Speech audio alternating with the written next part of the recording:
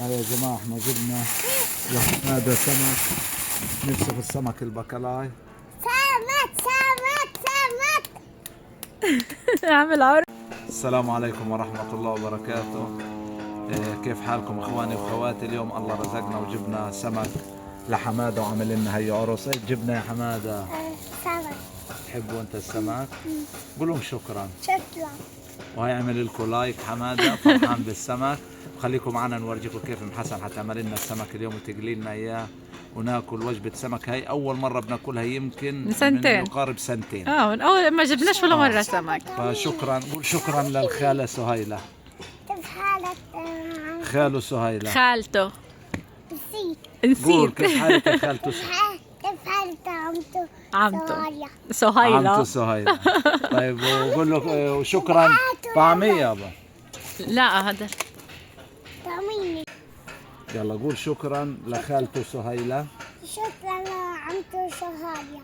وشكرا صبا منه عمته مش خالته. الأستاذ خالد اليعقوبي. مش نسيت. لعمه خالد. قول لعمه خالد عشان عارف انه صعب عليه. كيف حالك عمو سوريا؟ عمه سهيلة. عمه خالد. عمو حالك نسيت منه. نسيت منه. ايش بدك تاكل اليوم؟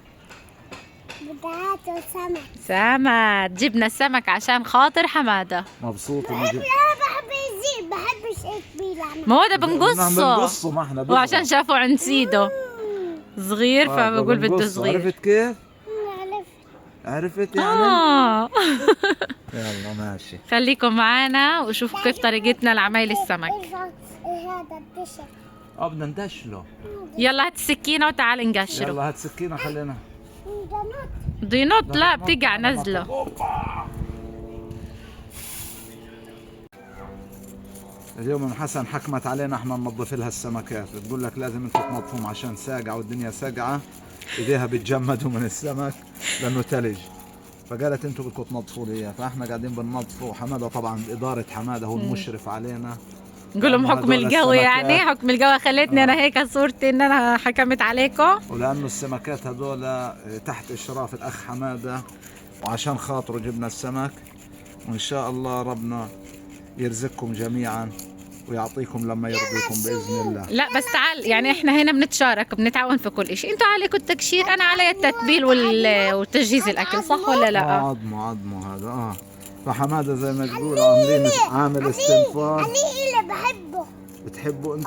كثير كثير كثير بحبه باكله. اليوم باكل هناك. الهناك. بتحبه انت السمك كثير يا بابا؟ انت نطفه اول بعدين تفتحه أنا اخر بعرفش. اشي. خلص هو منظف، بس هذا اللي تولدها ربنا. بصراحة بيني وبينكم الدنيا تلج، انا ايدي ما بتحملوش البرودة هذه. واحنا تجمدنا واحنا ننظف. ماتت. ماتت السمكة. طب قول لهم ايش قصة الفار؟ ايش عمل الفار؟ عمل هذا. إيه؟ أكل اتصلت حاجاتي. اكل حاجاته المتاسي ومكسراته. اللي بيحكي على المياسي متاسي. ايش ايش اكل؟ اكل لك؟ بحب داجو. مياسي. ايش كمان؟ البندق. مين اللي بيحبه؟ الحلبي. مين اللي بيحبه؟ أنا. انت بتحبه؟ ومين اللي اكله؟ ومين اكله؟ الفار. كيف اكل لك اياه؟ أكل لي إياه بدلشه. وانت ايش بدك تسوي في الفار؟ بعضه من أسنانه هو الكيس. أنت إيش الفار بدك تسوي بعض في الكيس الفار؟ بسنانه. ايش بدك تسوي في الفار؟ يجي فار بذبحه. تذبحه؟ بدي يذبحه بالسكينة بقول. بالسكينة؟ عشان ناكله إيه؟ مع هذا. بده ياكل الفار. الله ينقرفك. حماده بده ياكل، يذبح الفار وياكله عشان اكل حاجاته. لا احنا عظم. ناكلش فيران. هلا عظم. خلي العظم. فيش هذا في عظم، هذا كله لحمه يا بابا. هات يا ريم الجار الثاني اللي بنضفوه شيلوه. باروم تلج. بدي يتجمد وغسل ايديك وارجع. حطهم في مي عشان يبردوا. ما هيك اسهل في التقشير. أسهل في التقشير يعني. القشر بيطلع بسرعة. هيا عظم مال. اللي قشرتها حطها هنا. وانت ايش شايف يا حماده؟ فيل ايه؟ فيل اه لقيت ايش شايف انت؟ بدك تاكل السمك؟ طب احنا بدناش نطعم، هيا عادم بدناش نطعميك السمك. إبداع لا بنشيلك، بدناش نطعميك اياه. إبداع بدنا نوديه بدنا نوديه لخالته سهيلة السمك. لا هي اللي جابته، بدنا نودي لها اياه. لا ليش؟ جابت الشجرة هي اللي جابته. طب قولها شكرا. سايا تبعنا تبعي انا. تبعنا طب قولها طب شكرا. قولها شكرا لأنها جبت لك. قولها شكرا. تعبت أنا تعب وهو بحكي. تعبت كثير وانت بتحكي؟ طب قولها بس شكرا هذه المرة وخلاص. تعبت خلص تعب، خلص سيبه. خلص حماده بقول لكم انا تعبت ويحكي وخلص لحد هان ومعي. خليكم معنا، تابعوا معنا الفيديو للآخر وشوف طريقتنا بتتبيل السمك. هننقي قد ما نقدر. أنا بحب أحط مع الدقة تاعت السمك ريحان، ولو كان كمان في نعناع بحط نعناع، بس ما في نعناع هنكتفي بالريحان المتوفر وموجود عندنا.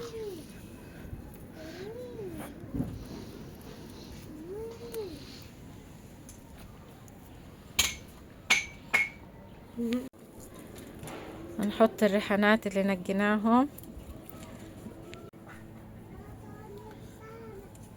وجهزنا القيتة، قشرنا التومة. بدنا نجهز الخلطة، خدناها فرصة عبال ما ابو حسن يقشر السمك هو وبرهوم اني انا اجهز الخلطة واعمل الدقة تاعت السمك.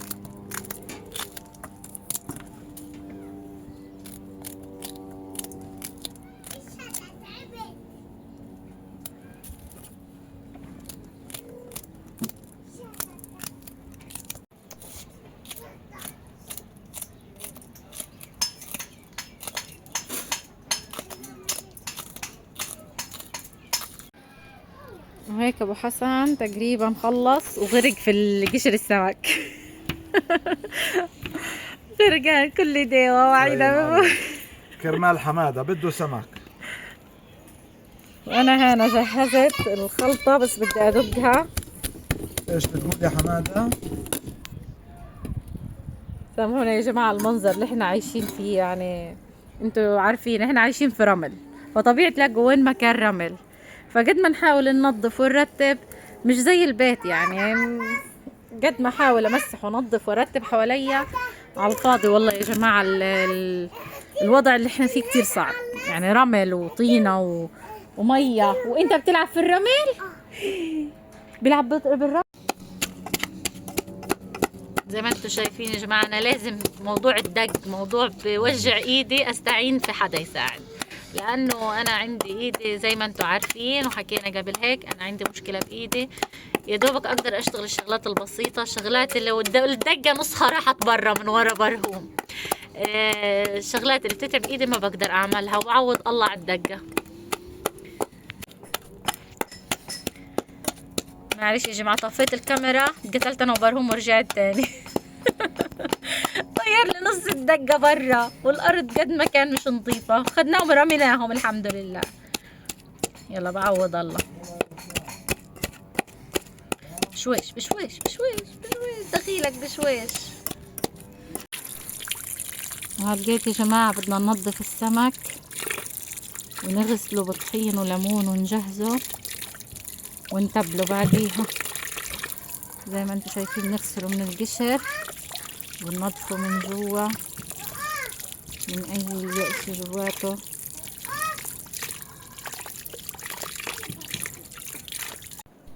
وهلقيت غسلنا السمك زي ما انتم شايفين، غسلته كتير منيح بالليمون والطحين وجهزناه وصفيناه. وهلقيته بدنا نقطع السمك زي ما انتم شايفين، نقطعه قطعتين، لانه السمك هذا لو قطعناه صغير ممكن يدوب. الكبيرة زي هذه بنقطعها 3،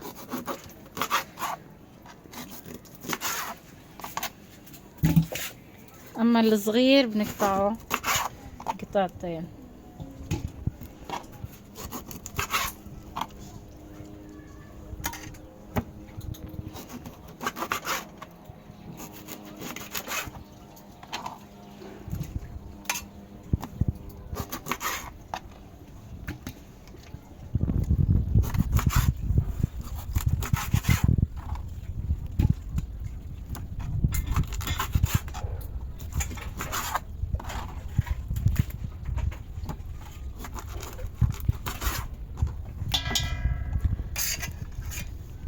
على فكرة ام حسن معلمة يعني، تعرف تعمل السمك بطريقة رهيبة وذكية يعني، في تتبيلتها وفي الدقة والأمور هاي بتعملوا حاجة مرتبة.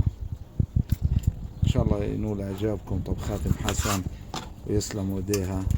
خليكم معانا لنكمل معاكم ونورجيكم كل التفاصيل بإذن الله. لقيت بنعصر الليمون، وانا ما برمي القشر تبعه، بخليه بحطه مع السمك، بضيع الزنخ تاع السمك وبيدي كمان طعم زاكي في الاكل. نعصر الليمون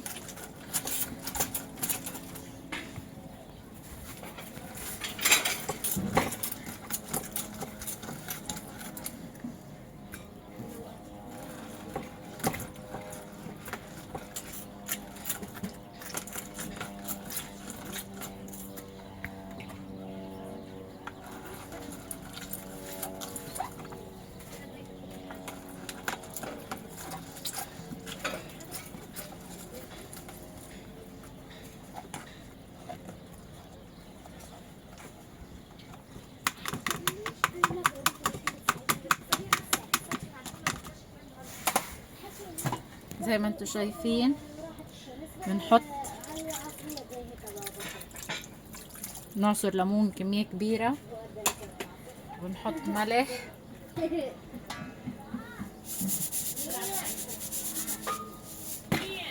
وهذا الليمون بنقسمه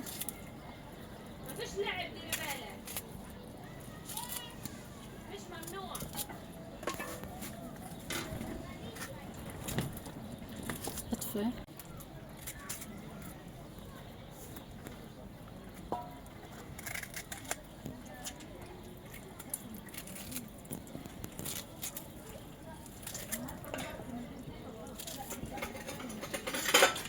طبعا هذا قشر الليمون يا جماعة بيعمل ريحة حلوة مع السمك وبضيع الزنخ، لأنه بضيع الزنخ فعلا يعني، بيعمل ريحة هيك حلوة.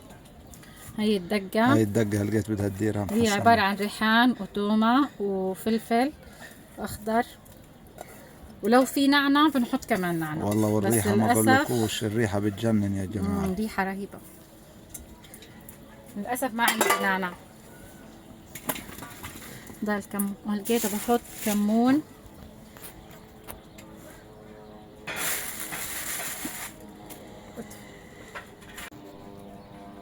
زي ما انتم شايفين هيك. حطينا الكثير من الكمون،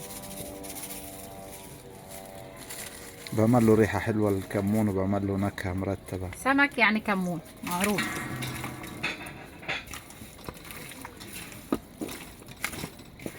السمك بده كمون وليمون كمية كبيرة.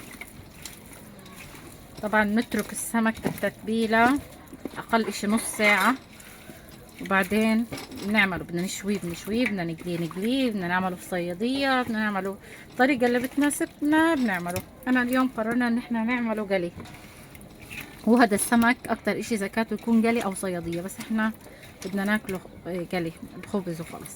نعمل جنبه سلطة إن شاء الله ألف صحة وهنا. خليكم معنا وإحنا بنقليه. وهي هيك السمكات صاروا جاهزين للقلي، وهي قاعدة تقلي فيهم ام حسن. حاجة مرتبة ان شاء الله رب العالمين. هاي السمكات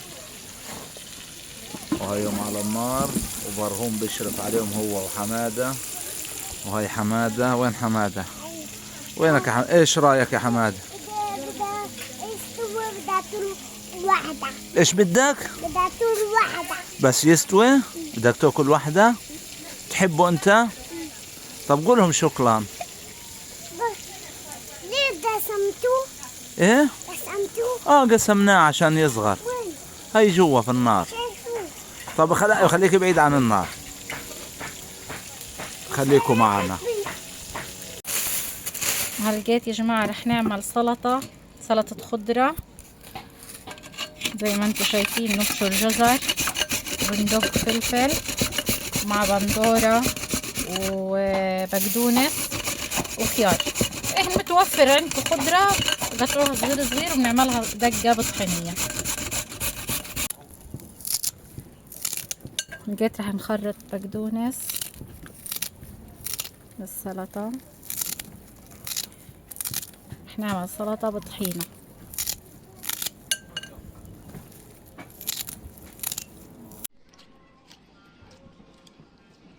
بنفرم. لقيت بندورة.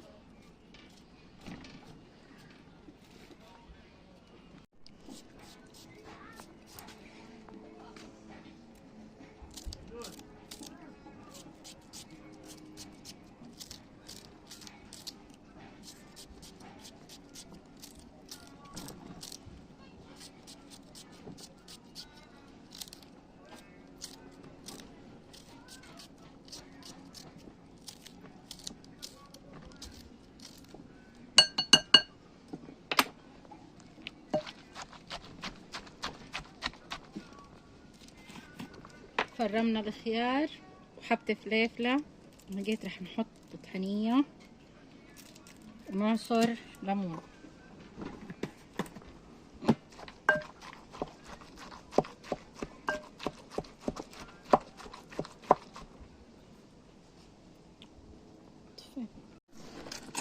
رح نعصر ليمون للسلطة.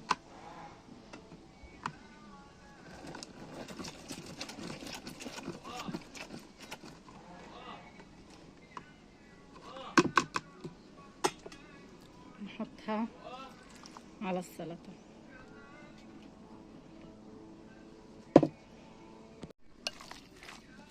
وهيك السلطة بتاعتنا جهزت. هاي سلطة الغزاوية، بس احنا الغزاوية بنضاف عليها بصل وتومة، بس انا بصراحة ما بحبش البصل والتومة كتير في السلطة، فعملتها بدون بصل وتومة.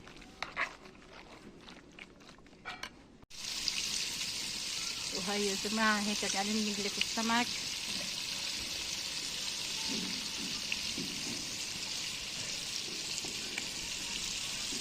أخيرا رح ناكل سمك من بعد 2 سنين غياب.